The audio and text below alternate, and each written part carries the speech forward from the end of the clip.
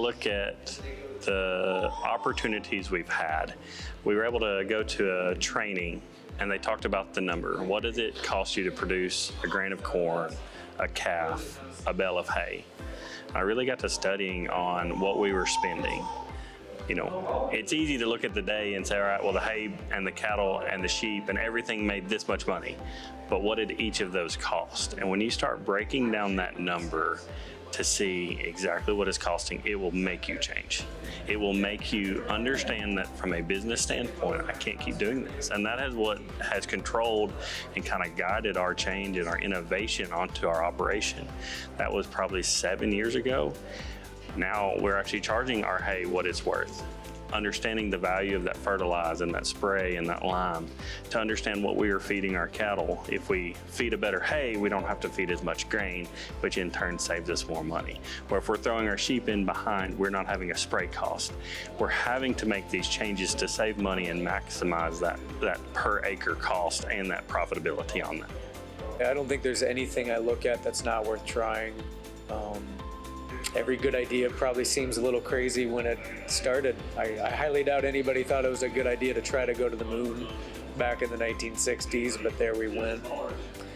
So I don't think there is a limit. I think one of the signs of a balanced human is hearing an idea without judgment. I might disagree, but I'm receptive to any idea. Like, convince me. What's the axiom? You should always hold strong opinions loosely, not loose opinions strongly. I have a lot of conviction in what I do and what I think is right, but if someone else has some knowledge that I don't have, I'm all ears.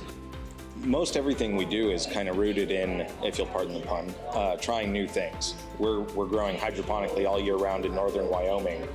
It's a lot of trial and error, and we're kind of caught in this interesting spot scale-wise where we're bigger than a small hobby farm.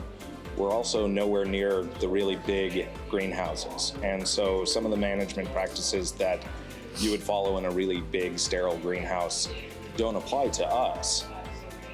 And so making it work as a business is a lot of trying new things. And where we come out on is I do keep a lot of data. I keep track of our production, I keep track of our harvest weights, and before we start a new crop, I write down all of my assumptions on what the growing time is going to be, what the expected yield will be, and then I go back and evaluate against that. So we're not afraid to try new things, we're always doing that, but we also go back and look at how it did, and we learn from what doesn't work. Because I've felt since I started that in many ways it's easier to learn more from a failure than a success. Because if something goes right, you can't always tell why it went right, but if something goes wrong, you can usually figure out why it went wrong and then decide if it's worth fixing and trying again, or just, oh, that's not gonna work. Generally, we plant the majority of the farm on what traditionally works. You know, it's bread and butter, we know what we're gonna do. But we like to do variety trials. We do variety trials every year, put something on farm, be able to see what it's gonna do in small acreages, you know. You ramp up a little bit, you have like a variety, it shines really well. You want to give it a year. Next year we're going to plant 50 acres of it, not 500 acres of it. You know, make sure that it didn't have just a spectacular yield, you know.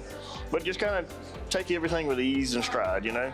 Don't be steady with it. Just continue to try new practices, but don't go gung-ho until you know what's going to work. Because you got to remember what got you to the race, and that's what you've been doing. There's always an old farmer saying, if it ain't broke, don't fix it. But on our farm, we're always interested in trying new things.